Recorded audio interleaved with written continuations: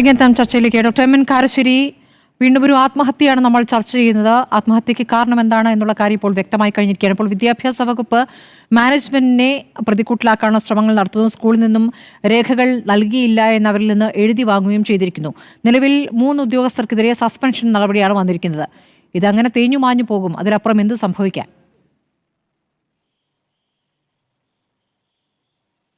സ്മൃതി, ബഹുമാനപ്പെട്ട റെജി ലൂക്കോസ് ഈ സമയത്ത് കാണിച്ച ഒരു തമാശ വളരെ വളരെ ക്രൂരമായിപ്പോയി.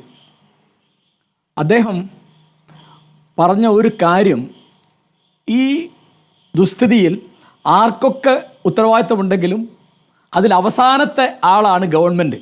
മാധ്യമങ്ങൾക്ക് ഉത്തരവാദിത്തമുണ്ട്, ബഹുജനങ്ങൾക്ക് ഉത്തരവാദിത്തമുണ്ട്, പ്രതിപക്ഷത്തിന് ഉത്തരവാദിത്തമുണ്ട്.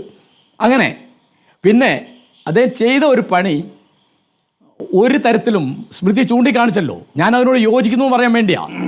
അതായത് ഈ സമയത്ത് ഒരിക്കലും നമ്മൾ താരതമ്യത്തിന് എടുക്കാൻ പാടില്ലാത്ത അങ്ങേയറ്റം ദുഷ്ടമായ ഒരു സംഭവമാണ് കണ്ണൂരിൽ നടന്നത്. അവിടുത്തെ ADM-നെതിരായിട്ട് അവിടുത്തെ അന്നത്തെ ജില്ലാ പഞ്ചായത്തിൻ്റെ പ്രസിഡന്റ് ശ്രീമതി ദിവ്യ ഒരു ആരോപണം ഉന്നയിക്കുകയാണ്. അപ്പോൾ ആരോപണം ഉന്നയിച്ചിട്ട് ആ സാധു മനുഷ്യൻ തൂങ്ങി മരിച്ചപ്പോൾ നമ്മൾ ആ പറഞ്ഞ ആരോപണം എന്താണെന്ന് ചോദിക്കുകയാണ്. അപ്പോൾ ഒരു ഉദാഹരണം പറയാം. പ്രശാന്ത് എന്ന ഒരാളോട് കൈക്കൂലി വാങ്ങി. ഇപ്പോൾ പ്രശാന്ത് എവിടെയില്ല. പ്രശാന്ത് എവിടെ? അയാൾ ആരോടാ പൈസ മേടിച്ചത്? എവിടെ? അയാൾ മുഖ്യമന്ത്രിക്ക് പരാതി കൊടുത്തു എന്ന് വാർത്ത വരുന്നു. മുഖ്യമന്ത്രിയുടെ ഓഫീസിൽ അങ്ങനെ പരാതി കിട്ടിയിട്ടില്ല. ഇപ്പോൾ കേസിൽ എവിടെയും പ്രശാന്തനില്ല.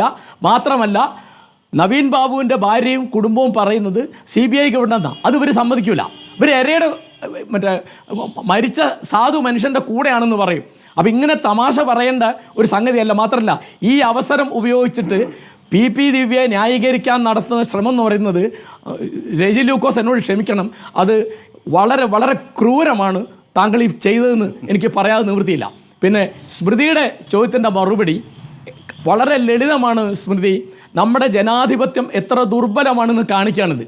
കാരണം ഇവിടുത്തെ തൊഴിലാളികളെ, സാധാരണ തൊഴിലാളികളെ, ഉദ്യോഗസ്ഥന്മാരെയൊക്കെ നമ്മുടെ എല്ലാ പാർട്ടിക്കാരും UDF LDF ഒരുപോലെ അവരുടെ അവകാശങ്ങളെപ്പറ്റി പഠിപ്പിച്ചു.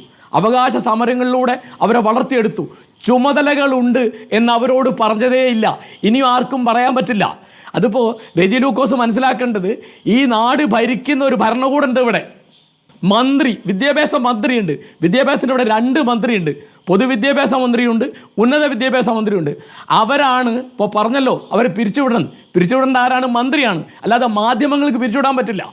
അപ്പോൾ ഇവിടെ അവകാശങ്ങൾ ചുമതല എന്നൊരു സംഗതിയില്ല. ഇപ്പോൾ വലിയ കഷ്ടമാണ്. കേരളത്തിൽ ഇപ്പോൾ എന്ത് വേണമെങ്കിലും കോടതി വേണം. ജനാധിപത്യം എന്ന് പറഞ്ഞാൽ എന്താ? ഒന്ന് നിയമനിർമ്മാണം, അതാണ് നിയമസഭ. പിന്നെ കാര്യനിർവഹണം, എക്സിക്യൂട്ടീവ്, അതാണ് ഗവൺമെൻറ്. പിന്നെ അടുത്ത സ്റ്റെപ്പാണ്, പടിയാണ് എന്ത്? നീതിന്യായം എന്ന് പറയുന്നത്. ഇപ്പോൾ എല്ലാത്തിനും കോടതിയിൽ പോകണം. KSRTC ജീവനക്കാർക്ക് ശമ്പളം കിട്ടുന്നില്ല. എന്തുകൊണ്ട് ശമ്പളം കൊടുക്കുന്നില്ല? നിങ്ങൾ ഡയറക്ടർ ബോർഡിലെ ആളുകൾ, ചെയർമാനും ബാക്കിയുള്ളവർ ശമ്പളം വാങ്ങുന്നുണ്ടെങ്കിൽ അവർക്ക് ശമ്പളം കൊടുക്കണമെന്ന് പറയാൻ കോടതി വേണം. പിന്നെ റോഡിൽ മണ്ണിടണമെന്ന് പറയാൻ കോടതി വേണം. പാലം സമയത്ത് കെട്ടണമെന്ന് പറയാൻ കോടതി വേണം. പിന്നെ ഗവൺമെൻറ് എന്താ പണി? അപ്പോൾ ഒരു ഗവൺമെൻറ് ഉണ്ട് എന്ന് തോന്നണമെങ്കിൽ ഗവൺമെൻറ് പ്രവർത്തിക്കണം. 14 കൊല്ലം ഒരു അധ്യാപികയ്ക്ക് ശമ്പളം കിട്ടിയില്ല, കോടതി ഇടപെട്ടിട്ട് പോലും കിട്ടിയില്ല എന്ന് പറഞ്ഞാൽ അത് വാസ്തവത്തിൽ കൊള്ളാവുന്ന ഏതെങ്കിലും രാജ്യത്താണെങ്കിൽ വിദ്യാഭ്യാസ മന്ത്രി രാജിവെക്കും. അത്ര നാണക്കേടുണ്ടാക്കുന്ന ഒരു കാര്യം അത്. ഇവിടെ കേരളത്തിൽ ഇപ്പോൾ എന്ത് സംഗതി നമ്മൾ ചർച്ച ചെയ്യണമെങ്കിലും നമ്മൾ ശ്രദ്ധിക്കണമെങ്കിലും മരിക്കണം. ഇപ്പോൾ സ്വന്തം മകളെ ഭർത്താവിൻ്റെ അമ്മയോ ഉപദ്രവിക്കുന്നുണ്ട്, വർഷങ്ങളായിട്ട് ഉപദ്രവിക്കുന്നുണ്ട്. അതെപ്പോഴാണ് അച്ഛനും അമ്മയ്ക്കും മനസ്സിലാവുക, അല്ലെങ്കിൽ ഏട്ടന് മനസ്സിലാവുക? അവൾ ആത്മഹത്യ ചെയ്യുമ്പോൾ. ഇവിടെ ഇപ്പോൾ ഒരു പ്രധാന ജോലിയാണ് ഈ ആത്മഹത്യ എന്ന് പറയുന്നത്. ഒരു രാഷ്ട്രീയ പ്രവർത്തനമായിരിക്കുകയാണ് ആത്മഹത്യ. ആലോചിച്ച് എന്തൊരു കഷ്ടമാണ്. എന്നിട്ട് ഇപ്പോൾ G. സുധാകരനെ പോലെ ഒരാൾ അത്രയും പറഞ്ഞല്ലോ. ഞാൻ അദ്ദേഹത്തിന് ബഹുമാനം പറയാൻ വേണ്ടിയാണ് അത് പറയുന്നത്. കാരണം ഇതൊക്കെ സംഘടിത തൊഴിലാളി വർഗം, സംഘടിത ഉദ്യോഗസ്ഥ വൃന്ദം, അതിൻ്റെ മുമ്പിൽ ഇവിടുത്തെ UDFും LDFും BJPയും ഒരുപോലെ നിസ്സഹായമായി നിൽക്കും. മാത്രമല്ല ഇത് യൂണിയൻ കഴിഞ്ഞ് പാർട്ടി ഉണ്ടാവും. അതും കഴിഞ്ഞാൽ പിന്നെ ഇവർക്ക് ഏതെങ്കിലും ഒരു ജാതിയോ മതമോ ഉണ്ടാവും. അദ്ദേഹം മുസ്ലിമോ ക്രിസ്ത്യാനിയോ നായരോ ഈഴവനോ നമ്പൂരിയോ ആയിരിക്കും. ഉടനെ പറയും ഇത് നമ്പൂരിമാർക്കെതിരാണ്, നായന്മാർക്കെതിരാണ്, മുസ്ലിങ്ങൾക്കെതിരാണ്. അപ്പോൾ ജാതിക്കാട് ഇറക്കും, അല്ലെങ്കിൽ മതം ഇറക്കും, അല്ലെങ്കിൽ പ്രദേശം ഇറക്കും. ഒന്നുമില്ല, 2 മാസം 2 ആഴ്ച കഴിയുമ്പോൾ നമ്മളിത് മറന്നുപോകും. ഇവിടുത്തെ മിക്ക കാര്യങ്ങൾ ഇപ്പോൾ നവീൻ ബാബുവിൻ്റെ കാര്യത്തിൽ ഇങ്ങനെ പറയാൻ ഒരു അവസരം റെജി ലൂക്കോസിന് ഉണ്ടായി എന്നുള്ളത് നമ്മുടെ ജനാധിപത്യം എത്ര ദുർബലമാണെന്ന് കാണിക്കുക. കള്ള ആരോപണം പറഞ്ഞ് ഒരു മനുഷ്യൻ ആത്മഹത്യയിനിടയാക്കിയിട്ട് അതിനെപ്പറ്റി ഒരു ഖേദം പ്രകടിപ്പിക്കേണ്ട റെജി ലൂക്കോസ്, നിങ്ങളിങ്ങനെ നിഷ്ഠുരമായിട്ട് ക്രൂരമായിട്ട് സംസാരിക്കരുത്. ഇത് കേൾക്കുമ്പോൾ ഞങ്ങൾക്ക് ആ അളവിലുള്ള ക്ഷോഭം വരുന്നുണ്ട്. ഇപ്പോൾ ഗവൺമെൻറ്റിനെ വിമർശിക്കാതിരിക്കുക, ഗവൺമെൻറ്റിന് നല്ല സർട്ടിഫിക്കറ്റ് കൊടുക്കുക, അത് നിങ്ങൾ കൊടുത്തോളൂ. അത് കാരണം രാഷ്ട്രീയമായ ആധമർണ്യം കൊണ്ട് വിധേയത്വം കൊണ്ട് അങ്ങനെയൊക്കെ വേണ്ടി വരും. അത് നമ്മൾ എല്ലാ ചർച്ചയിലും കാണുന്നതാണല്ലോ, ഇതൊരു പുതിയ കാര്യമില്ല. പക്ഷെ ഞാൻ പറയുന്നത് നവീൻ ബാബു എന്ന് പറയുന്ന എല്ലാവരും, എല്ലാ മന്ത്രിമാരും, വകുപ്പ് മന്ത്രി അടക്കം അദ്ദേഹം നിസ്വാർത്ഥനാണ് എന്നും യോഗ്യനാണ് എന്നും പറഞ്ഞു. മരിച്ച ഉടനെ തന്നെ പറഞ്ഞു. സ്വന്തം വകുപ്പിലെ മന്ത്രി പറയാണ് അദ്ദേഹം വളരെ യോഗ്യനായ ആളാണ്. യോഗ്യനല്ല എന്ന് പറഞ്ഞ ആരാ? പ്രശാന്ത് പറഞ്ഞു എന്ന് PP ദിവ്യ പറഞ്ഞു. പ്രശാന്തിനെ ഇപ്പോൾ കാണാനില്ല. ഇപ്പൊ PP ദിവ്യ 2 ദിവസം ജയിലിൽ കളക്ടറുമായി ബന്ധപ്പെട്ടും മന്ത്രി പറയുകയാണ് കളക്ടർ കളവ് പറയുന്നു. എന്നിട്ട് ആ കളക്ടർ എത്ര കാലമായി അവിടെ തന്നെ തുടരുന്നു?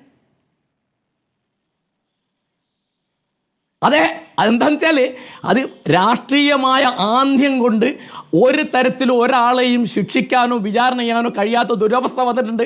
ആ ദുരവസ്ഥയുടെ ഇരകളിൽ ഒരാളാണ് താനെന്ന് റെജി ലൂക്കോസ് ദയവായി മനസ്സിലാക്കണമെന്നാണ് എനിക്ക് പറയാനുള്ളത്. പിന്നെ ഇവിടെ തീർച്ചയായിട്ടും ഒരു ഗവൺമെൻറ് ഉണ്ട് എന്ന് തോന്നാത്ത മട്ടിൽ ഇപ്പോൾ ടോള് പിരിച്ചതിൻ്റെ പൈസ എത്രയായി എന്ന് ആരാ തീരുമാനിക്കുക? കോടതി. ശമ്പളം കൊടുക്കേണ്ടത് കോടതി തീരുമാനിക്കും. വൈസ് ചാൻസലറെ വെക്കണോ വേണ്ട എന്നാരാ തീരുമാനിക്കുന്നത്? ഉന്നത വിദ്യാഭ്യാസ മന്ത്രിയുണ്ട്, അതിനായിട്ടൊരു മന്ത്രിയുണ്ട്. അത് ഹൈക്കോടതി പറയും വൈസ് ചാൻസലർമാരെ നിയമിക്കണം, രജിസ്ട്രാർ എങ്ങനെ കളിക്കാൻ പാടില്ല. അപ്പോൾ കോടതിയാണോ നമ്മളെ ഭരിക്കുന്നത്? ആ കോടതിയിൽ തന്നെ എന്തുകൊണ്ടാണ് നവീൻ ബാബുവിന് നീതി കിട്ടാത്തതെന്ന് എനിക്ക് മനസ്സിലാവുന്നില്ല. ഈ ചർച്ചയിലേക്ക് അത് കൊണ്ടുവന്നത് തീർച്ചയായിട്ടും ഒരു ചർച്ചയ്ക്കൊരു വ്യതിയാനം വരുത്താൻ വേണ്ടി, ഒരു വിഷയം മാറ്റാൻ വേണ്ടിയുള്ള ഒരു കളി കളിച്ചായിരിക്കും റെജി ലൂക്കോസ്. പക്ഷെ അത് ആളുകൾക്ക് മനസ്സിലാവും എന്ന് താങ്കൾ ദയവായിട്ട് മനസ്സിലാക്കണം.